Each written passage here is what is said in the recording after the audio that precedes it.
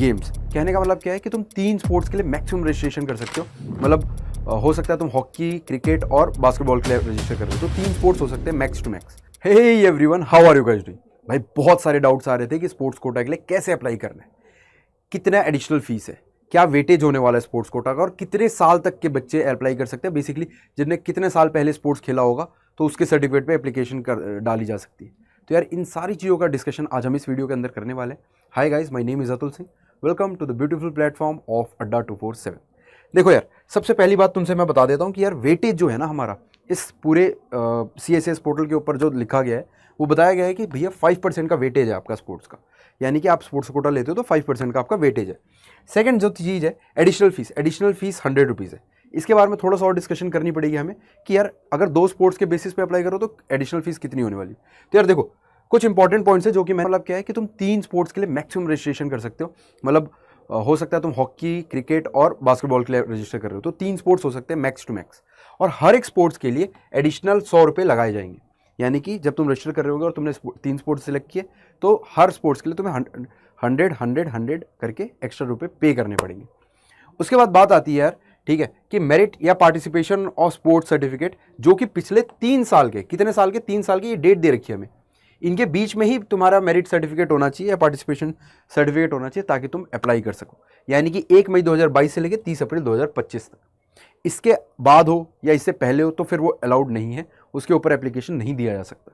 आगे चलते हैं।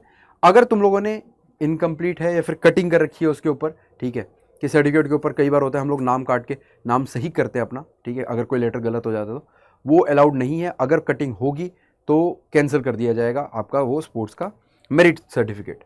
उसके बाद यार हमारे पास कुछ और बातें हैं, जैसे कि सबसे इंपॉर्टेंट ये वाली बात है कि यार कोई भी स्पोर्ट्स, कोई भी बच्चा अगर ऐसा सोच रहा है कि उसने इन्विटेशनल खेला है, memorial, open, prize money league या फिर रैंकिंग कॉम्पिटिशन कोई खेल रखा है, तो उसको कंसीडर किया जाएगा नहीं यार, इनके सर्टिफिकेट्स को कंसीडर नहीं किया जाएगा, ठीक है, तो इस बात को भी याद रखना।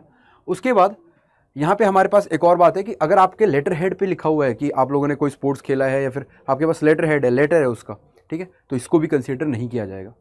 तो आगे चलते हैं। उसके बाद ये बात करी गई है कि यार जब भी आप स्पोर्ट्स का सर्टिफिकेट अपलोड कर रहे हो तो वो सेल्फ अटेस्टेड होना चाहिए। कहने का मतलब क्या है कि उस पर साइन होना चाहिए आपका अपना। तो यार अपना साइन कैसे करोगे?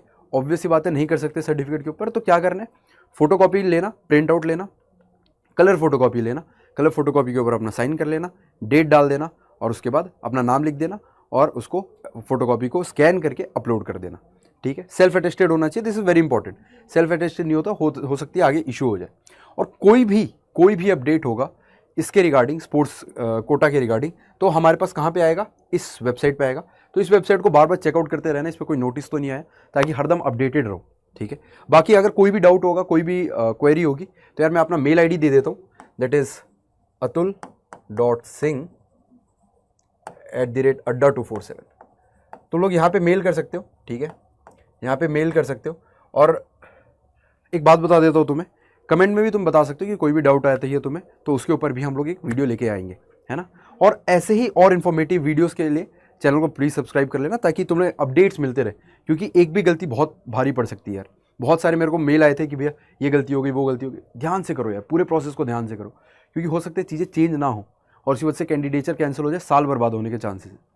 ये बात ध्यान से सुन लो यार, रेड स्लाइड में इसलिए मैंने डाली हुई है क्योंकि बहुत इंपॉर्टेंट है। इसमें ये लिखा हुआ है, पढ़ लो एक बार, ठीक है, कि अगर कोई बच्चे ने एक सर्टिफिकेट है तुम्हारे पास, ठीक है, मान लो ये 2023 का सर्टिफिकेट है, अगर 2023 का सर्टिफिकेट है, इसके बेसिस पे तुमने ऑलरेडी ड्यू के अंदर एडमिशन ले रखा है, कोई भी डिपार्टमेंट, कोई भी कॉलेज के अंदर, और तुम चाहते हो कि वापस से इसी सर्टिफिकेट को यूज़ करके तुम एक और बार एडमिशन ले लो, तो यार ये पॉसिबल नहीं है। वो कैंडिडेचर कैंसिल कर दिया जाएगा जिसने ऑलरेडी उस मेरिट वाली पोजीशन वाली सर्टिफिकेट के ऊपर एडमिशन ले रखा है ड्यू के अंदर, तो ठीक है, ये बहुत इंपॉर्टेंट बात है, तो इस बात को थोड़ी गांठ बांध लेना।